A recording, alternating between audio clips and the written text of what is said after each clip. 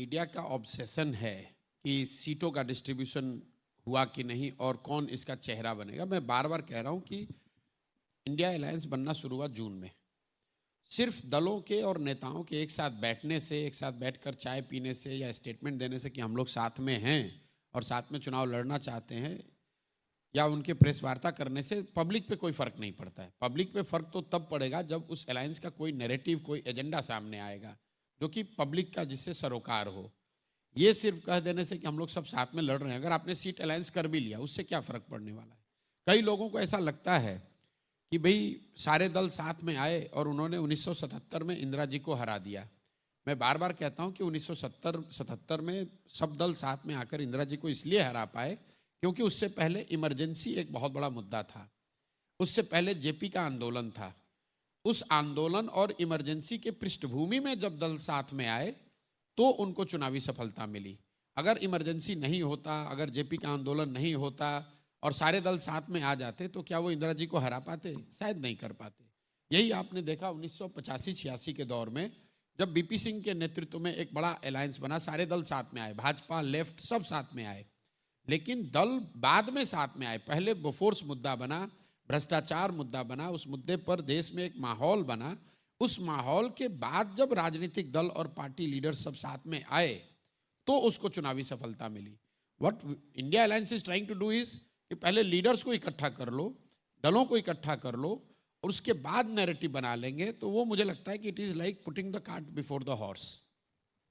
Time है और is it too late? Do you think India alliance वाकई में एक पोटेंट अलायंस है जो मोदी को चुनौती दे सकती है? दे सकता था, लेकिन उन्होंने सही समय पर इसको बनाया नहीं, और जब बनाया उसके बाद जिस सिंसियरिटी से उस आइडिया पर, उस नैरेटिव पर काम होना चाहिए था वो काम हुआ नहीं। इन्होंने बनाया जून 2023 में। कई लोग, हम लोग सुनते हैं पब्लिक डोमेन में कि मोदी जी ने राम मंदिर का जो ये समारोह था एकदम टाइम्ड टू परफेक्शन की जनवरी में किया ताकि चुनाव में उसका लाभ उठा सके। मान लीजिए कि इस बात को एक बार को सही मान लें कि चुनाव के लाभ के नज़रिए से ही ये पूरा मंदिर का काम किया गया, लेकिन ये वो कर इसलिए पाए कि 3 साल या 4 साल पहले उन्होंने ये सोचा होगा कि मंदिर का निर्माण इस गति से कराओ कि वो जनवरी 2024 में हम इसको कर पाए। मतलब वो 3 साल 4 साल पहले से अपनी 24 की तैयारी कर रहे हैं। अगर आप उनसे लड़ रहे हैं, विरोधी, राजनीतिक विरोधी है, तो आपको भी सोच के रहना है कि भैया मंदिर वाला मुद्दा आएगा 24 से पहले, भाजपा मोदी जी उसको भुनाने की कोशिश करेंगे। तो इनको भी तो तैयारी 3 साल पहले से सोच के करनी चाहिए थी। ये 3 साल बैठे रहे। अब चुनाव के 6 महीने पहले उठ के इंडिया अलायंस बनाया। अब अलायंस बनाने के बाद भी उनका आप वर्किंग आवर देखिए। इंडिया अलायंस की जो 4 बैठकें हुई हैं जून से लेकर अभी हम लोग बैठे हुए फरवरी एंड में, कुल 4 इनकी बैठक हुई। वर्किंग आवर आप मिलाकर अगर देखेंगे, अगर 2-2 दिन भी है तो 10 दिन, 7-8 दिन का टोटल काम हुआ है। अगर ये जेन्युइनली सीरियस थे, किसी वजह से लेट बना अलायंस, तो किसने रोका था कि जून के महीने में ही 7 दिन तक लगातार ये नेता एक साथ बैठे होते? जितना काम अभी हो रहा है ये काम जून में हो गया होता। जिस यूपी अलायंस की आप, आम आदमी पार्टी अलायंस, महाराष्ट्र की अलायंस की बात आप आज कर रहे हैं, अगर ये मार्च में, अगर आपने पिछले साल जून में कर लिया होता तो जरूर थोड़ा आपको फायदा होता। कितना होता उस पर डिबेट हो सकता है, लेकिन कुछ फायदा तो जरूर होता। अगर राहुल गांधी यूरोप 7 दिन जा सकते हैं तो 7 दिन बैठकर इंडिया अलायंस क्यों नहीं खत्म? उसके सारे जो आयरनिंग आउट जिन विषयों पर करनी थी उसी समय कर लेते। कांग्रेस ने यह किया कि इंडिया अलायंस बन गया, उसके बाद इनको सफलता मिल गई कर्नाटक में, तो इन्होंने सोचा पहले जितने राज्य के इलेक्शन हैं ये हो जाए, इसमें इनका अनुमान था कि इनको बहुत बड़ी जीत मिलेगी। तो वहाँ वन अपमैनशिप था कि अगर हमें जीत मिल गई तो हम इंडिया अलायंस को डिक्टेट कर पाएंगे या उसकी लीडरशिप हमारे पास रहेगी, उसको हम अपने टर्म पर चला पाएंगे। इस चक्कर में जून से लेकर दिसंबर तक इन्होंने कुछ किया नहीं। जून में नतीजे उल्टे आ गए। अब जनवरी में ना माया मिली ना राम, समय भी हाथ से निकल गया, दूसरे आपकी बात सुन भी नहीं रहे हैं और आपकी अपनी इलेक्टोरल हालत खराब हो गई। तो जब आपके एफर्ट में ईमानदारी नहीं होगा तो कहीं ना कहीं आपके साथ धोखा होगा ही होगा। और परीक्षा आपके 6 महीने के बाद है, अब आप पूछ रहे हैं भाई क्या करें तो जीते? भाई अब कुछ नहीं कर सकते हो। जब साल भर आपने पढ़ाई नहीं की तब तो आप भगवान भरोसे ही गेस पेपर पढ़ के जाइए और ये होप कीजिए कि शायद जो सवाल आपने पढ़ा है वही आ जाए तो आप पास हो जाइएगा।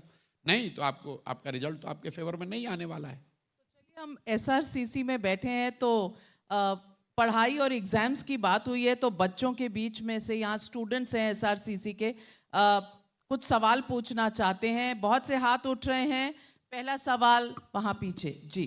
नमस्कार प्रशांत जी, मैं एसआरसीसी का स्टूडेंट हूँ, हनी देवल मेरा नाम है। नाम इसलिए बता रहा हूँ ताकि नेशनल न्यूज़ पे पहुँच जाए। एंड मेरे दो प्रश्न हैं। सबसे पहले तो मैं आपकी अपने हृदय की गहराइयों से बहुत सराहना करना चाहता हूँ। जो आपका जन स्वराज जो मूवमेंट है, मैं इसके बारे में पढ़ रहा हूँ, उसको फॉलो कर रहा हूँ। आपको 16-17 महीना हो गया उसको करते हुए, तो मैं उसकी बहुत सराहना करता हूँ अपनी पर्सनल कैपेसिटी पे।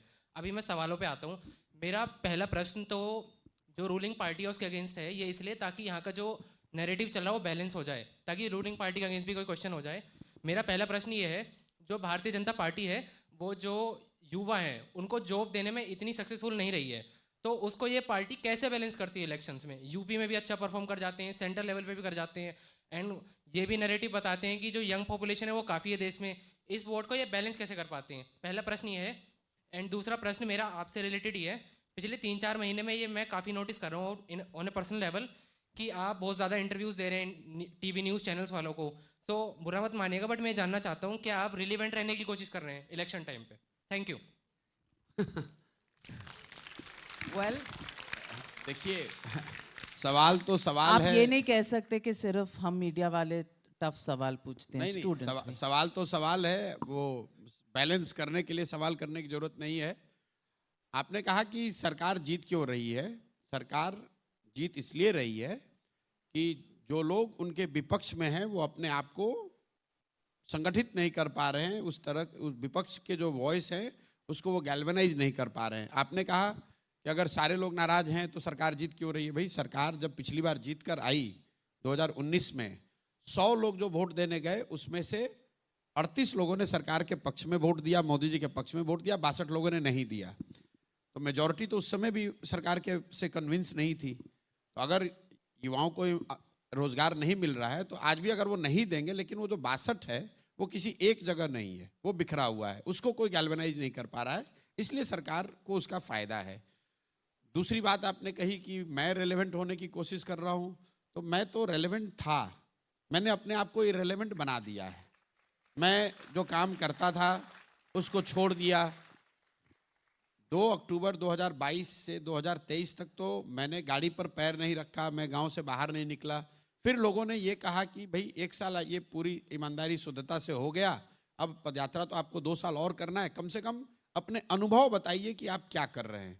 तो कुछ लोग जैसे नाविका जी भी वहाँ कैंप में आई थी, कभी कभी लोग यहाँ भी बुला लेते हैं। तो महीने में मैंने अब 4 से 5 दिन निकाले हैं कि मैं बाहर आकर उन लोगों से मिलूंगा जो जनसुराज के बारे में पूछना चाहते हैं या उस समझना चाहते हैं, मेरे अनुभवों से के बारे में चर्चा करना चाहते हैं। मुश्किल ये है कि मैं आया हूँ यहाँ जनसुराज की बात करने, लेकिन आप ये पूछना चाह रहे हैं कि मोदी जी का क्या होगा, किसको वोट मिलेगा। तो आप तो उसी नज़रिए से देख रहे हैं, मैं तो उसको कंट्रोल नहीं कर सकता हूँ। मैं अपना काम कर रहा हूँ और ये तय किया हुआ है कि 2 बरस लगे, 5 बरस लगे, 10 बरस लगे, काम मुझे वही करना है जो मैं बिहार में कर रहा हूँ। लेकिन महीने में 4-5 दिन इसलिए निकाले हैं कि देश के अलग अलग हिस्सों में जो लोग बात करना चाहते हैं, या तो जनसुराज के बारे में या जो मैं कर रहा हूँ या मेरे जो पहले के एक्सपीरियंस है उन सबको, तो एक बार उनके लिए भी समय निकाल कर बात किया जा सके। रेलेवेंट अगर बने रहना होता तो मुझे कोई सुप्रीम कोर्ट ने आदेश तो दिया नहीं है कि आप दिल्ली छोड़ दीजिए, जाकर बिहार के गांव में रहिए। मुझे कोई सजा किसी ने दी नहीं है, ये तो मेरे खुद का चॉइस है कि मैं अब ये काम नहीं करना चाहता हूँ, बिहार के गांव में रहना चाहता हूँ और 3 साल 4 साल वो प्रयास करना चाहता हूँ जो कि मुझे लगता है कि बिहार में आमूलचूल परिवर्तन ला सकता है। और उस हाइपोथेसिस को जमीन पर उतारने के लिए जो कुछ भी प्रयास हो सकता है वो प्रयास मैं कर रहा हूँ। सफलता उसमें मिलेगी नहीं मिलेगी तो समय पर ही आपको पता चलेगा। इन बिटवीन लोकसभा का चुनाव है, तो नाविका जी का तो ये पूछना है भैया लोकसभा के चुनाव में क्या होगा, राहुल गांधी ने क्या बोला उस पर बताओ। राहुल गांधी में मेरी कोई दिलचस्पी नहीं है, मेरी दिलचस्पी नरेंद्र मोदी में नहीं है, मेरी दिलचस्पी बिहार में को लेकर है, मेरी दिलचस्पी बिहार को बेहतर कैसे बनाया जाए इसको लेकर है। क्योंकि राहुल गांधी का भी देश में शासन रहा है और 10 साल से मोदी जी का भी शासन रहा है। दोनों ही शासन में बिहार तो देश का सबसे गरीब और पिछड़ा ही राज्य रहा हुआ। अभी लड़के यहाँ मिले, सब बता रहे हैं भैया हम बांका से हैं, हम बिहार से हैं, कुछ ऐसा बिहार में हो कि हम लोग को दिल्ली ना आना पड़े, ना पढ़ाई के लिए ना नौकरी रोजगार के लिए। तो मैं उस मेरा फोकस वो है